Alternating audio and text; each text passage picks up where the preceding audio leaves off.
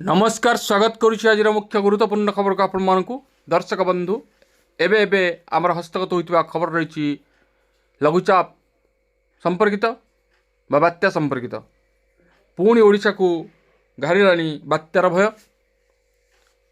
ओडिशा को बात्यार भय भितर 11 तारिख रे लघुचापर संभावना 13 तारिख सुधा स्पष्ट चित्र सामना को आसिबो।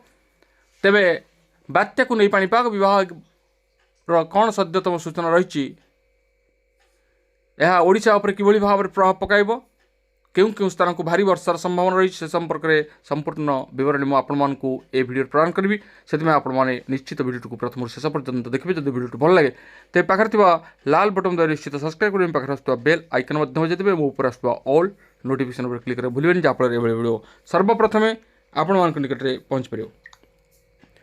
तेज आसतु जाना आज लघुचाप संपर्कित विशेष गुरुत्वपूर्ण सूचना को आसंता 11 तारिख में दक्षिण पश्चिम बंगोपसागर में लघुचाप सृष्टि हो पारे। श्रीलंका निकटस्थ गल्फ ऑफ मन्नार उपरे घूर्णिबलय सृष्टि होइछि। यह घनीभूत हो लघुचाप रूप नेब भारतीय पाणीपाग विभाग यह आकलन करिछि। स्वा जलवायु और परिवेश केन्द्र निर्देशक डॉक्टर शरद चंद्र साहू कहते दक्षिण पश्चिम बंगोपसागर में आसंता 13 तारिख बा 14 तारिख बेलू लघुचाप सृष्टि हो पारे। यह घनीभूत हो अवपात और पर गभीर अवपात रे परिणत हो। यार प्रभाव में राज्यर विभिन्न स्थान में वर्षार संभावना रही। तेबे 14 तारिख जाए राज्य में ताती अपेक्षाकृत कम रही से आकलन कर। रविवार कालबैशाखी प्रभाव में उत्तर ओडिशा और उपकूल ओडिशार विभिन्न स्थान में घड़घड़ी सह वर्षा हो पारे। बालेश्वर, भद्रक, जाजपुर, केन्द्रापड़ा, कटक, जगतसिंहपुर, सुंदरगढ़, झारसुगुड़ा, बरगढ़, संबलपुर, देवगढ़, अनुगुल, ढेंकानाल, केन्दुझर, मयूरभंज और पुरी भली स्थान में झड़ वर्षार आशंका रही। 40 ରୁ 50 किलोमीटर बेगर पवन बही पारे। 11 तारिख, 12 तारिख और 13 तारिख में भी कालबैशाखीर प्रभाव विभिन्न स्थान में वर्षार संभावना रही। तेबे शनिवार राज्यर सबुठी तापमात्रा 40 डिग्री तले थिला।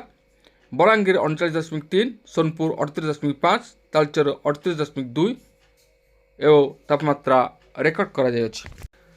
तेबे कहबाकू गले माड़ी आसुछि बड़ लघुचाप। 11 तारिख बेलू दक्षिण पश्चिम बंगोपसागर लघुचाप क्षेत्र सृष्टि, किंतु यह केउ दिगरे गति करिवो एवं यार प्रभाव कौन रहिबो ताहा स्पष्ट होइनि। दक्षिण अंडमान सागर और यार पार्श्ववर्ती अंचल सृष्टि होइछि घूर्णिबलय जहाँकि समुद्र पतन ठारू 1.5 किलोमीटर उच्चरे व्यापी। घूर्णिबलयटी आहरी घनीभूत हो 12 ରୁ 13 तारिख बेलू लघुचाप परिणत होगा नहीं आकलन करिछि पाणीपाग विभाग। तेबे परवर्ती समय यह अधिक घनीभूत हो अवपात रूप नेबार संभावना रही। सेपटे 15 तारिख पर बात्यार रूप स्पष्ट जनापड़। यार प्रभाव में राज्य में वर्षार परिमाण बढ़िबो बोली भारतीय पाणीपाग विभाग पक्षरु सूचना दिया जायछि। आगामी 4 दिन अर्थात 12 तारिख पर्यंत विभिन्न स्थान में हालुकारु मध्यम धरणर वर्षा हेबार संभावना रही।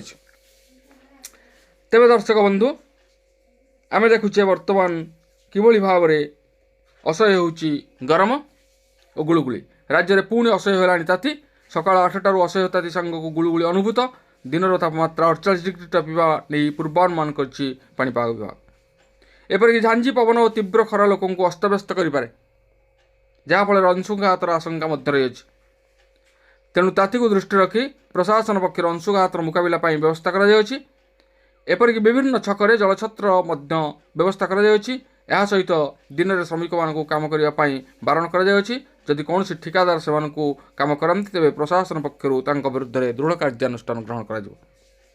ट्विन सिटी अधिक तापमात्रा बढ़िया नहीं पूर्वानुमान कर।